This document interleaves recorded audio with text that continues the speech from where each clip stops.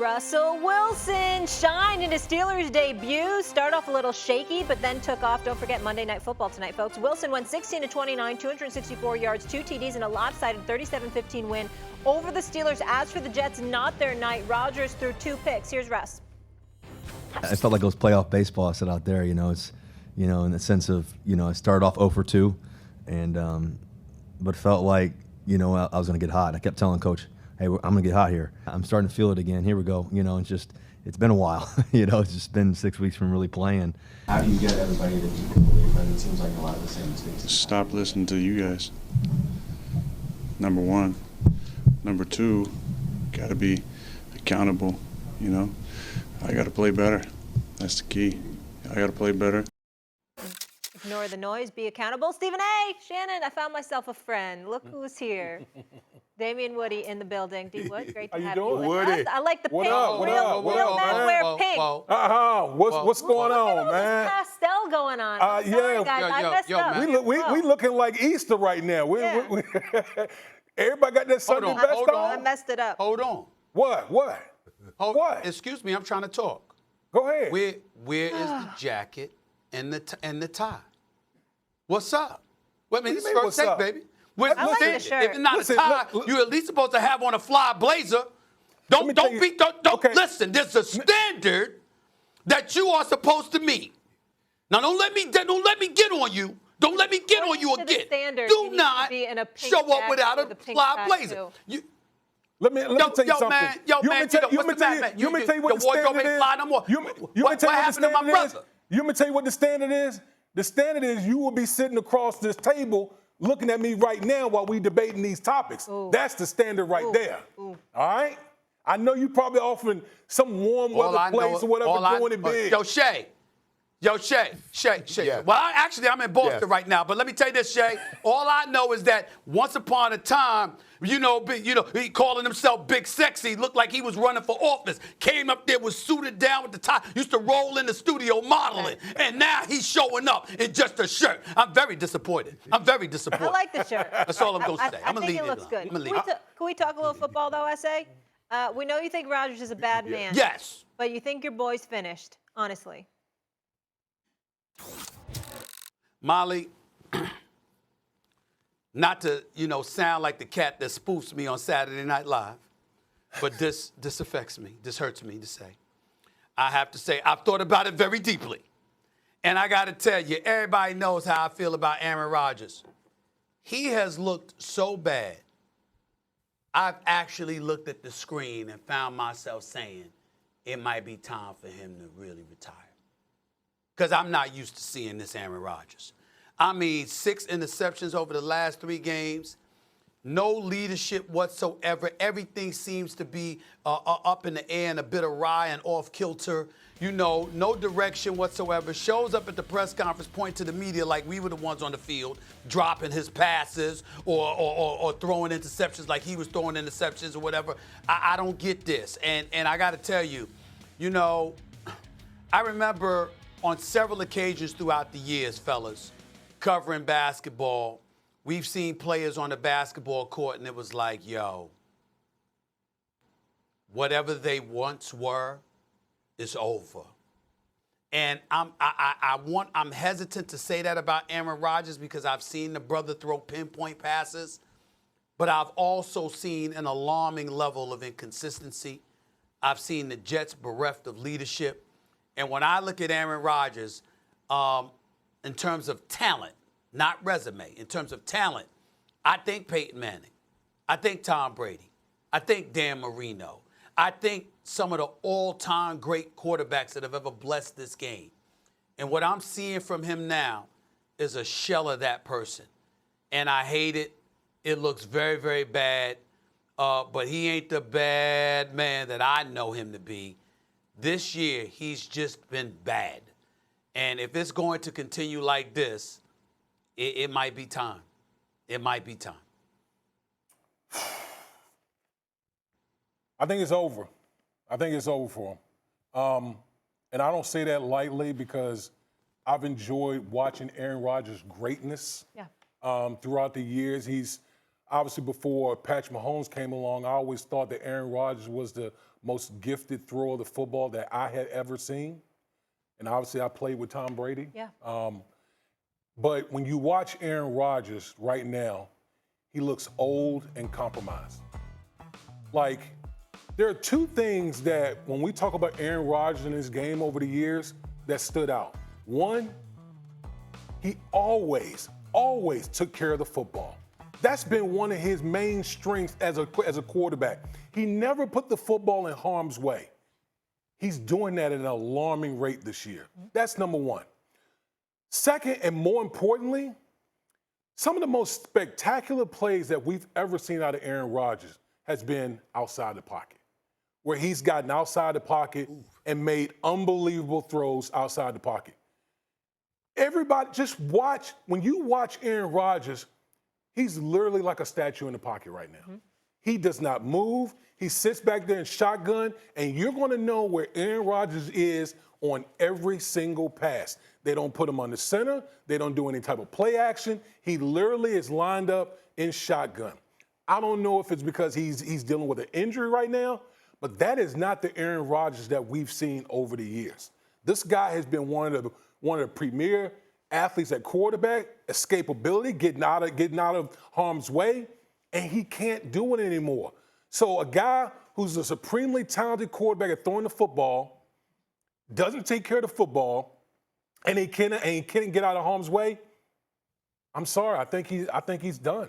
They ask him a question, don't listen to you. Well, we shouldn't listen to you either because you keep saying you need to play better, and you haven't. You say that every game, it starts with you. I need to play better. You haven't. You see, the thing is, Woody, as we start to get old, we can't do the things we once could with the regularity we used to be able to do them. Yeah, he can have a throw. Yes, Stephen A., you mentioned he'll marvel you with a throw here or there. Whereas before, he would dazzle you for the entire game.